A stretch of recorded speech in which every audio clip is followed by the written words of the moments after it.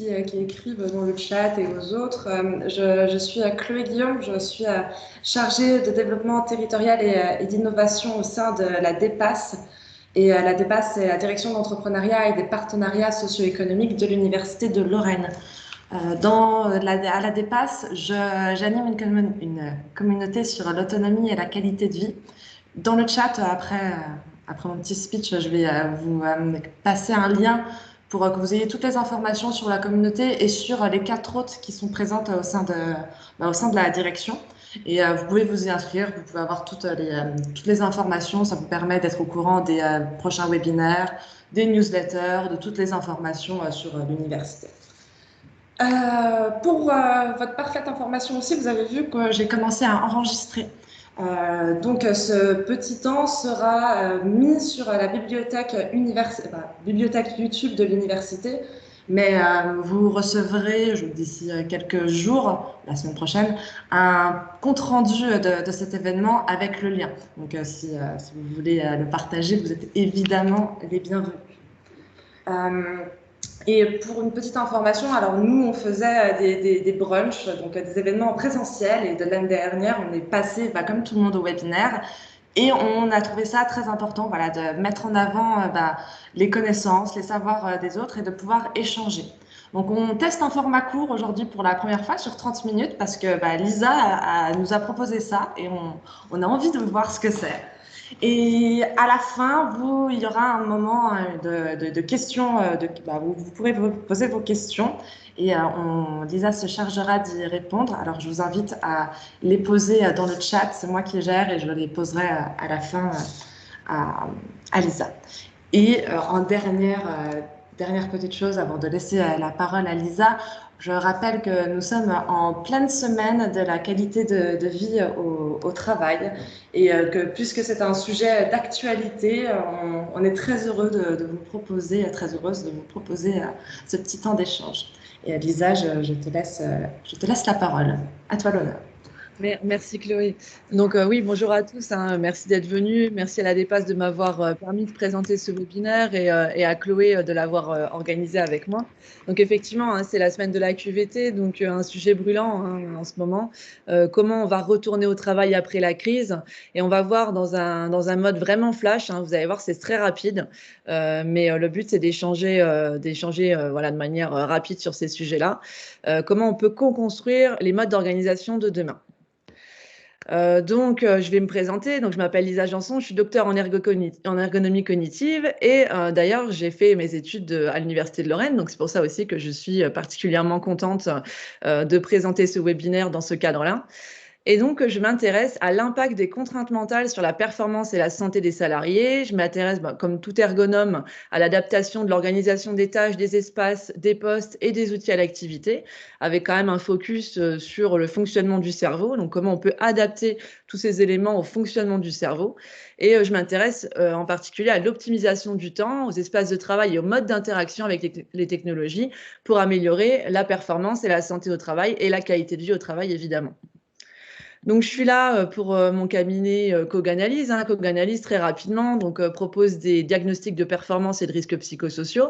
Encore une fois, pour améliorer, pour préconiser des améliorations pour les postes de travail en termes de santé et de performance.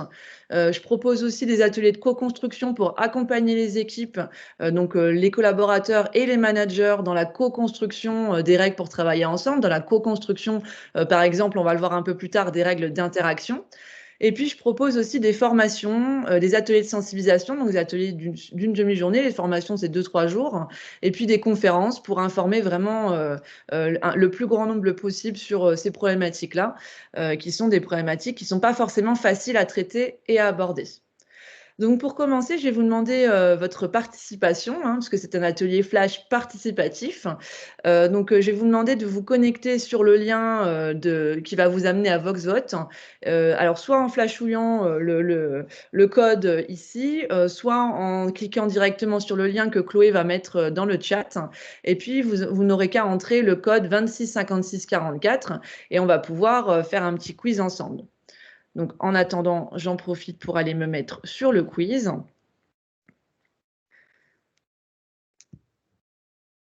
Et dès que vous êtes prêts, vous faites un petit signe sur le chat et Chloé me dit, et puis on démarre.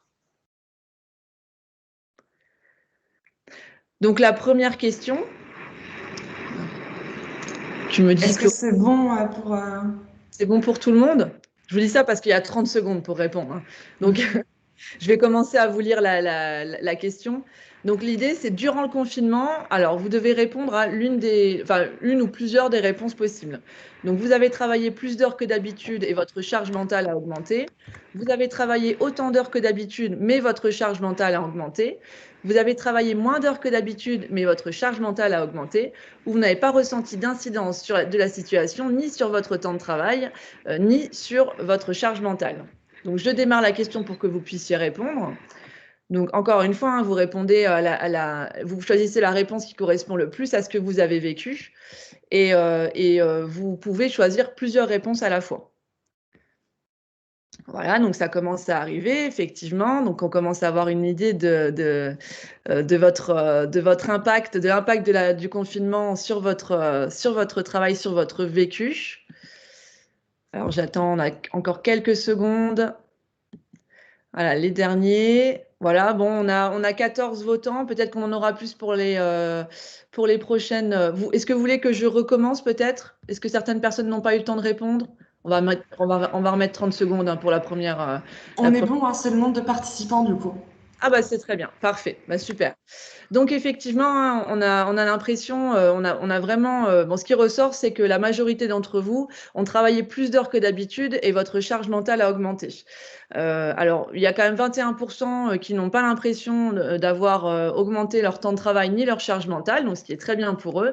Mais globalement, on voit bien qu'on a une impression d'augmentation et de la charge mentale et du temps de travail. Et effectivement, il y a une étude de la Harvard Business School qui a été réalisée en 2020 de l'impact du confinement sur le travail, sur le nombre d'heures travaillées, sur le nombre d'échanges par mail et sur le nombre de réunions par jour. Et on voit bien qu'il y a eu un impact non négligeable et notamment il y a une augmentation du nombre d'heures travaillées par jour, en moyenne 48,5 minutes par jour travaillées en plus sur une cohorte de un peu plus de 3 millions de travailleurs partout dans le monde. Donc, on a vraiment eu l'impression d'avoir travaillé davantage et on a travaillé pour la plupart davantage. Et ce qui augmente aussi, ce qui est l'impression d'avoir une charge mentale augmentée. En dehors du contexte, un peu du contexte sanitaire qui a fait qu'on a un petit peu ce nuage noir qui s'est posé au-dessus de nos têtes, puisqu'on est tous inquiets de contracter la maladie et on se pose beaucoup de questions par rapport à l'avenir et on se demande à quelle sauce on va être mangé le lendemain. Donc effectivement, il y a un impact, hein, sur le ressenti, à la fois sur la charge mentale et sur le nombre d'heures travaillées. On va passer à la deuxième question, hein, je vous demande de participer encore un petit peu. Donc, durant le confinement, alors cette fois-ci, on parle des mails. Donc, vous receviez autant de mails que d'habitude. Vous n'avez pas reçu de mail, d'ailleurs, vous n'en recevez jamais, vous n'avez pas Internet et vous vivez en autarcie totale, dans une grotte. Vous avez reçu plus de mails qu'à la normale. Vous ne savez pas combien de mails vous avez reçus puisque vous avez abandonné l'idée de les lire et vous n'ouvrez même plus votre boîte mail depuis des semaines. Alors, les premiers résultats commencent à arriver. Donc, globalement, vous êtes quand même plus nombreux à avoir reçu plus de mails qu'à la normale. Et effectivement, hein, dans cette même étude, il a été démontré qu'on a reçu plus de mails et donc on en a envoyé forcément plus que d'habitude pendant le confinement. Alors, plusieurs raisons à ça, hein. Déjà, évidemment, le fait qu'on soit en télétravail à 100% fait qu'on a manqué d'informations qui étaient échangées dans des moments informels, hein. Donc, on a voulu rattraper un petit peu ces informations, aller chercher ces informations. Et ça s'est transformé en une augmentation du nombre de mails, si bien que c'est un élément qui était difficile à gérer déjà avant, hein, et a explosé et a vraiment fait augmenter la charge de travail en tant que telle. On verra un peu comment on peut pallier à ça. Donc, troisième question, pardon. Donc, cette fois-ci pour la qualité de vie au travail. Alors, vous pensez qu'il faut... Alors, pour améliorer la qualité de vie au travail, il faut éviter à tout prix le télétravail. Il faut faire du yoga tous les matins avec vos collègues. Il faut adapter les espaces de travail et les modes d'interaction à l'activité. Où il faut une chaise confortable, un bureau à la bonne hauteur et un bon salaire. Je vous laisse répondre.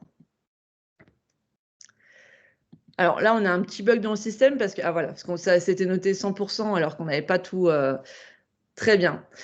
Donc, vous êtes une grande majorité à penser qu'il faut adapter les espaces de travail et les modes d'interaction à l'activité.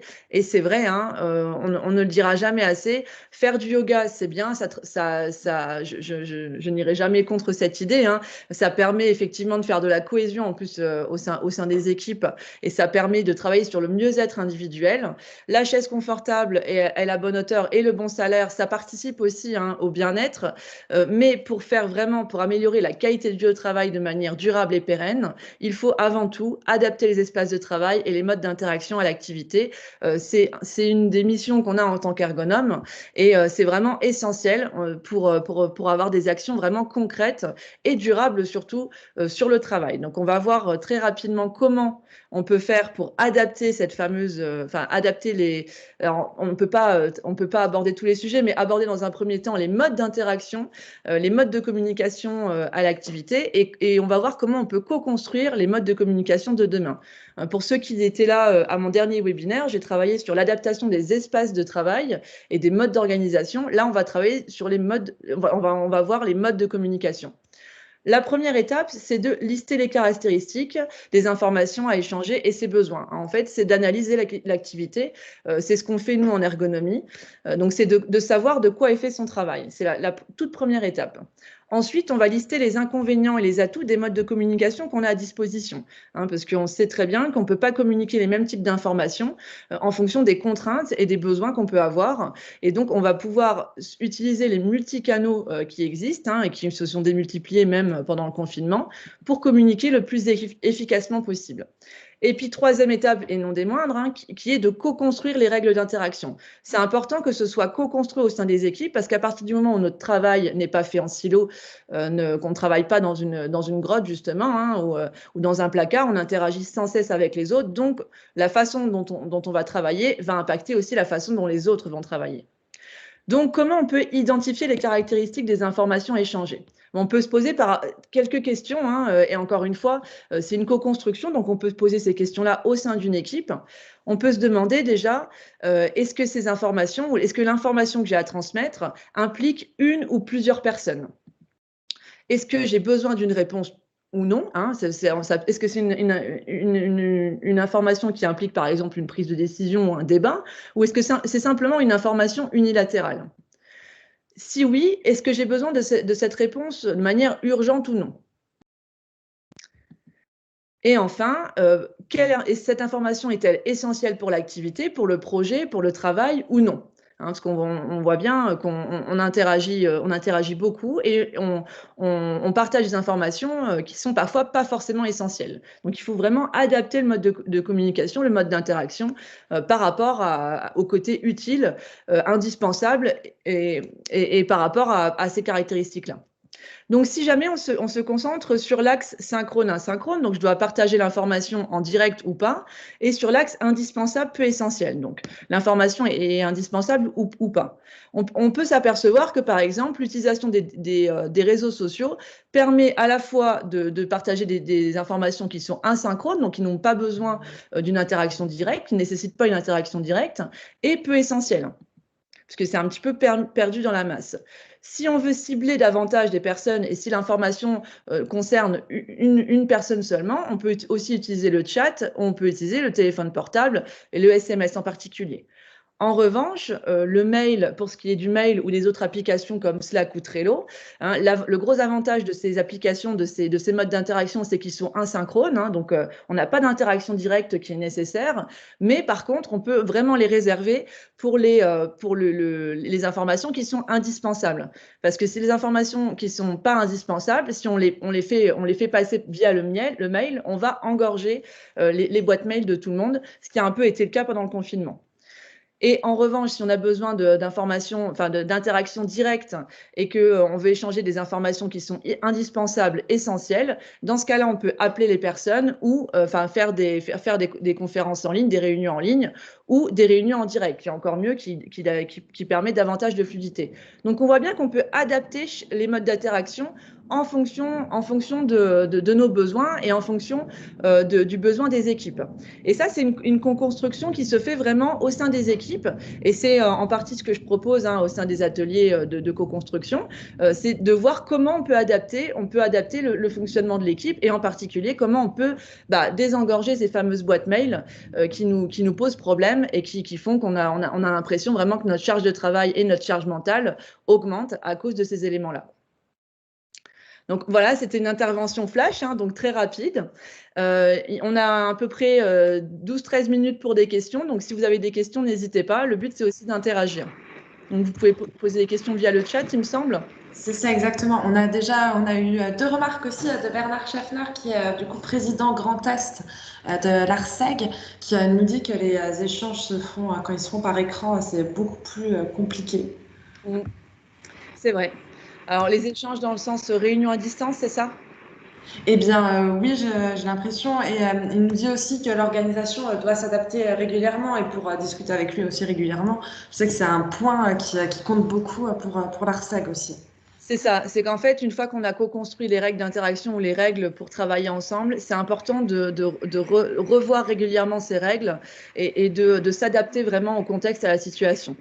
Typiquement, c'est pour ça qu'on a eu du mal à s'adapter à la période du confinement, parce que ça nous est arrivé vraiment brutalement dessus, et on n'a pas eu le temps ni les moyens de s'adapter. C'est ça qui a été très compliqué à vivre pour beaucoup de personnes. Et Bernard demande aussi comment échanger lorsque les salariés travaillent à distance, sur site, en chômage. 3 petits points. Oui, alors effectivement, dans ces cas-là, il faut vraiment déjà travailler sur la régularité des échanges.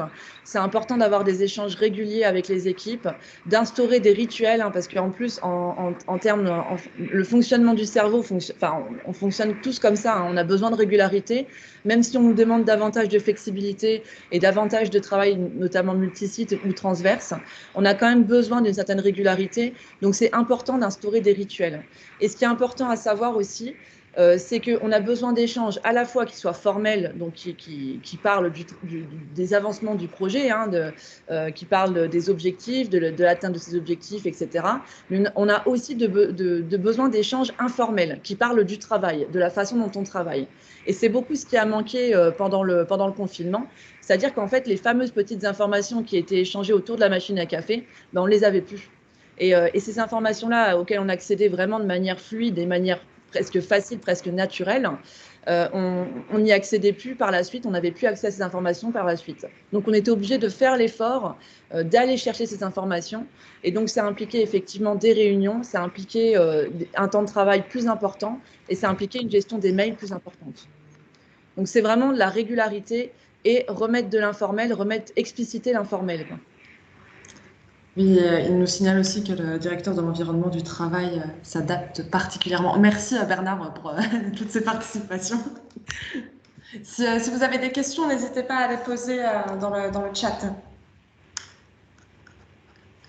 Lisa, je sais que tu travailles aussi beaucoup sur la charge mentale, du coup.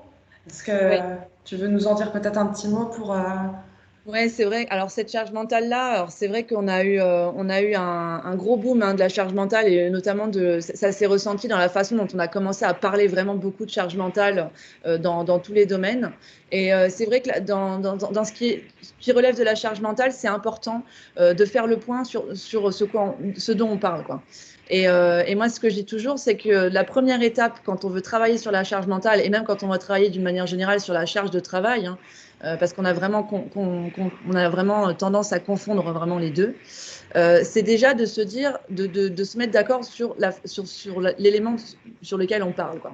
C'est-à-dire que la charge mentale, elle comporte à la fois une dimension qui est subjective, qui est liée au vécu de la situation, donc qui comporte plein d'éléments, qui est lié à plein d'éléments différents. Et la charge de travail, elle est plutôt liée à la tâche, à la façon dont on prescrit la tâche et au niveau d'expertise de la personne. Donc, il ne faut vraiment pas confondre le discours lié à la charge mentale et celui lié à la charge de travail. Et je pense que ce qui est important dans un premier temps quand on veut travailler sur la charge de travail, c'est déjà d'essayer d'objectiver le travail. C'est-à-dire vraiment de se demander, d'analyser l'activité, de se demander de quoi le travail est fait. Et c'est vrai que ça passe par effectivement les informations qu'on échange, mais pas seulement. Là, c'est un exemple parmi d'autres. Ça passe aussi par les modes, la construction et l'utilisation des espaces, hein, comme disait Bernard. À quel moment est-ce qu'on privilégie le travail sur site, le travail au sein des entreprises ou au sein des collectivités ou des organismes, et à quel moment est-ce qu'on privilégie le travail à distance? Pour quel type de tâches? Donc vraiment, on essaye encore une fois de circonscrire l'activité, d'analyser l'activité pour pouvoir ensuite l'adapter au sein des équipes. Et c'est vrai qu'il ne faut pas non plus, faut pas non plus se leurrer, hein, quand on est dans des périodes de transformation comme ça. Il y a un niveau de charge mentale qui est plus important parce que le vécu est plus difficile que d'habitude. On n'a pas en plus les sas de décompression qu'on peut avoir habituellement quand on voit nos proches, quand on fait du sport, quand on a des activités annexes, quand il n'y a pas ces situations de couvre-feu ou de limitation d'espace dans lesquels on peut évoluer. Donc, on perd beaucoup de ces sas-là. Et c'est important d'en prendre conscience et d'adapter aussi les exigences en termes de performance et de qualité, et avant tout, ses propres exigences, quoi. Donc, c'est vrai que c'est un sujet qui est très brûlant en ce moment, et d'ailleurs, avec lequel j'aborde beaucoup ce sujet-là avec les entreprises avec qui je travaille.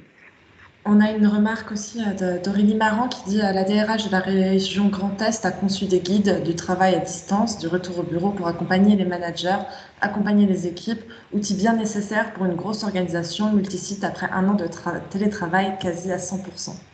Ouais, c'est vrai que c'est compliqué, et ça va être notamment compliqué de gérer ce fameux travail transverse et ce travail en multisite, puisqu'on se retrouve, par exemple, même quand on est sur site, on se retrouve à travailler sur site mais à distance. Donc ça pose un certain nombre de problèmes au niveau des contraintes qu'on peut à la fois s'imposer à soi et imposer aux autres, hein. Parce que quand on a une réunion à distance dans un espace partagé, on sait tous que ça peut avoir des conséquences, ça peut très vite impacter les autres. Donc il y a tout ce travail à faire là, et la réorganisation des équipes. C'est vrai que la crise, finalement, ça doit nous fournir l'opportunité de retravailler sur ces modes d'organisation-là et vraiment d'inclure les équipes dans la conception des modes d'organisation de demain.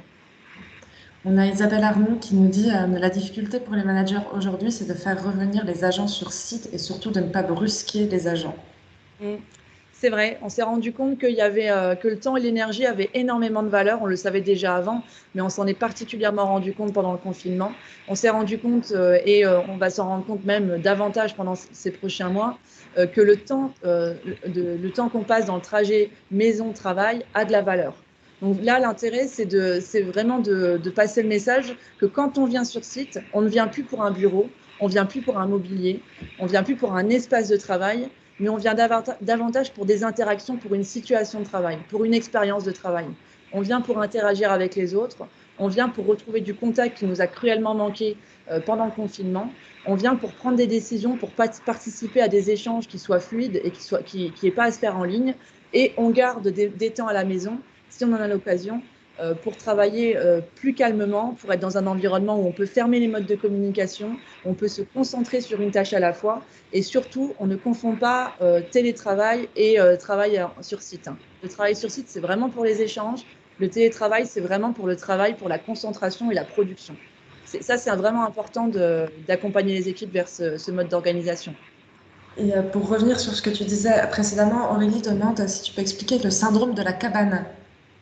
Le syndrome de la cabane, je ne connais pas le syndrome de la Ah, cabane. si Aurélie veut peut-être nous en dire un peu plus en commentaire pour après. Du coup, il y a Thierry qui pose une question que tu connais, qui te parle de l'étude que tu as évoquée tout à l'heure, qui explore la question de la confiance, c'est-à-dire celle du manager par rapport à ses équipes en situation de travail à distance, qui ne va pas obligatoirement de soi, mais aussi entre les membres d'une même équipe projet, par exemple, qui ne va pas davantage de soi.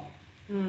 Alors ça, oui, c'est vrai que le passage, on est passé vraiment d'un paradigme basé plutôt sur le contrôle, même si on glissait avant la crise vers la confiance, on essayait de rendre autonomes les équipes le plus possible, mais globalement, on était quand même plutôt basé sur le contrôle, à un paradigme basé, enfin, à un management basé sur la confiance. Et c'est vrai que ça va pas du tout de soi, parce que le contrôle est rassurant. Le contrôle permet d'avoir un filet de sécurité. Le contrôle permet pour la personne qui est contrôlée, entre guillemets, elle a le droit à l'erreur parce que son erreur peut être rattrapée. Et évidemment, pour le manager, ça fournit aussi une sécurité, puisqu'elle a la possibilité de rattraper les erreurs et de guider, d'accompagner ses collaborateurs. Et c'est vrai que là, brutalement, on est passé du contrôle à la confiance. Et c'est quelque chose qui s'apprend et qui se travaille au sein des équipes. Et c'est même quelque chose qui se travaille individuellement. Parce qu'il y a un type de confiance qui vraiment détermine la façon dont on ressent le travail, dont on ressent le niveau de charge mentale. C'est aussi la confiance qu'on peut s'accorder en soi et en son travail et en ses prises de décision. Et c'est vrai que là, le fait d'avoir balancé les salariés du haut d'une falaise sans filet de sécurité, donc en leur disant, voilà, on vous fait confiance, allez-y, travaillez à distance, parce qu'on n'avait pas le choix, encore une fois, hein, parce que la situation, la crise sanitaire obligeait ce mouvement-là, et ben, ça a été extrêmement difficile à vivre pour beaucoup de salariés. Il y a eu vraiment une impression de vide et une impression de, voilà, je suis plus en sécurité. Est-ce que je vais faire les bonnes choses? Est-ce que je vais inviter les bonnes personnes aux réunions? Et ce qui a aussi été une des causes du nombre de réunions qui a augmenté par jour à distance et aussi du nombre d'échanges par mail, parce qu'on cherchait aussi beaucoup à se rassurer par rapport à énormément de prises de décision. Et alors, du coup, pour revenir sur le syndrome de la cabane, c'est une expression utilisée par certains médias en mai 2020 pour désigner la peur sociale ou l'angoisse de sortir de chez soi, en particulier après une période de confinement. Oui, d'accord, ok. Alors, je ne connaissais pas, mais c'est bien, Voilà.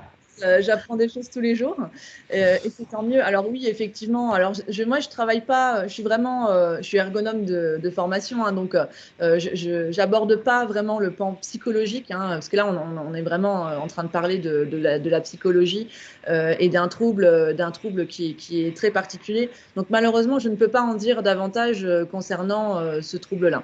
Ce que je sais, c'est que du point de vue du fonctionnement du cerveau, c'est un fait établi qu'on a besoin de contact. C'est un fait établi que le fait d'être en contact avec les autres nous rassure beaucoup. On trouve énormément de ressources dans le contact. Et c'est vrai que peut-être que à ce moment-là, en étant privé de contact, ou en tout cas en étant très restreint dans nos contacts, on peut développer un certain nombre de troubles, et notamment ce fameux syndrome de la cabane, j'imagine, hein. Donc, moi, je ne peux pas me prononcer sur l'aspect psychologique, mais ce que je peux dire du point de vue du fonctionnement du cerveau, c'est ça. C'est que le contact est une ressource, le collectif est une ressource. Donc, étant privé du collectif, évidemment, on a moins de ressources pour faire face à ce type de ressenti, ce type de trouble. On a Romane qui fait une remarque aussi. Romane, elle est étudiante en master d'ergonomie à Clermont-Ferrand. Master d'ergonomie et de l'activité. Et elle demande l'intervention que je mène à ce jour auprès des salariés du tertiaire en proie à des risques psychosociaux élevés suite à une réorganisation de leur travail et leur exacerbation à cause du confinement, télétravail. Je serais intéressée d'échanger avec vous autour de la charge mentale et de vous lire si vous écrivez des articles. Alors, je pense que si ça te va, je mettrai ton adresse mail dans le chat. Même mon profil LinkedIn, Bien vous, sûr. vous pouvez me contacter via LinkedIn, que j'utilise beaucoup, ou par mail, ou même par téléphone, il n'y a aucun souci. Et oui, je serais ravie d'échanger avec vous, Romane. Super. Et Bernard nous demande aussi est-ce qu'un jour on sera libre de pouvoir choisir son lieu de travail? Ah, c'est le rêve des ergonomes, hein, parce que nous, le but, c'est vraiment d'adapter le fonctionnement, d'adapter les espaces à l'homme, hein, replacer l'homme au centre du travail. Et c'est vrai que la meilleure façon, c'est de prendre les décisions soi-même, parce qu'on sait que l'homme arrive à s'ajuster, quand il en a les moyens, il arrive à trouver les modes de régulation qui lui permettent de travailler le mieux possible et dans de meilleures conditions. Donc c'est vrai que là, le fait de se donner le pouvoir à soi de choisir, hein, sans cet aspect culpabilisation, sans ce sentiment que oui, mais si je choisis, je risque d'embêter un tel, ou j'ai le droit de choisir, mais pas vraiment parce qu'on attend de moi que je choisisse ça. Si on arrive à se libérer de tout ça et à réellement réinstaurer des prises de décision et s'adapter vraiment soit au travail, alors là, tout le monde sera heureux au travail et nous, on sera très contents en tant qu'ergonome. Alors j'ai mis ton profil LinkedIn dans le chat pour ceux qui veulent et Anne-Sophie me pose une question en me demandant est-ce que le télétravail n'a pas fait évoluer les pratiques, choix de télétravailler ou non? Exactement. En fait, ce qui est, alors il y a deux façons de considérer la crise, hein, et le télétravail, le déploiement massif du télétravail. C'est soit on considère que le télétravail a juste répondu à une urgence sanitaire, à une urgence, et la crise étant passée, ben, on retourne au mode normal, hein, ce qui va se passer pour pas mal d'organisations, hein. Faut pas se le cacher. Soit on considère qu'effectivement, la crise a été un accélérateur, a été un révélateur d'un certain nombre de demandes, d'un certain nombre de besoins aussi. Et à ce moment-là, on fait évoluer nos modes d'organisation grâce au déploiement massif du télétravail. Et je pense qu'il y a beaucoup d'organisations aussi qui étaient déjà en marche, qui avaient déjà mis en place ce mode d'organisation, qui vont se diriger vers cette solution, qui vont choisir cette voie-là. Et c'est vrai que le télétravail, il existe depuis 2002, hein. Il a été progressivement mis en place au sein des entreprises de manière, avec beaucoup de prudence, hein, depuis 2002. Mais on espère que effectivement, cette crise aura aidé à déployer et mieux déployer surtout ce mode d'organisation. Ouais. Eh ben, merci Lisa, on n'a plus de questions. Ouais. Alors je redis bien ta disponibilité à tout le monde, de ne pas hésiter à te contacter. Je mets aussi mon adresse mail parce qu'évidemment je suis disponible aussi si besoin. Et merci à tous pour votre participation. Je vous demande Si, de décrire, juste, excuse-moi de te bien couper. sûr, j'allais te dire si tu as un dernier mot. Je voulais juste décrire rapidement cet atelier. C'est pour, voilà, dans un but d'amélioration. Donc, n'hésitez pas à décrire cet atelier en quelques lignes dans le chat, et puis on reprendra vos commentaires, et ça servira soit à faire de la promotion si vous trouvez ça bien, soit à améliorer l'atelier, la formation, le webinaire, s'il y a des choses à améliorer. Super. Et merci de votre présence. Merci, vous aurez de nos nouvelles très prochainement. Passez tous une très bonne journée sous le soleil. Très bonne journée à tous. Merci encore et à bientôt. Au revoir.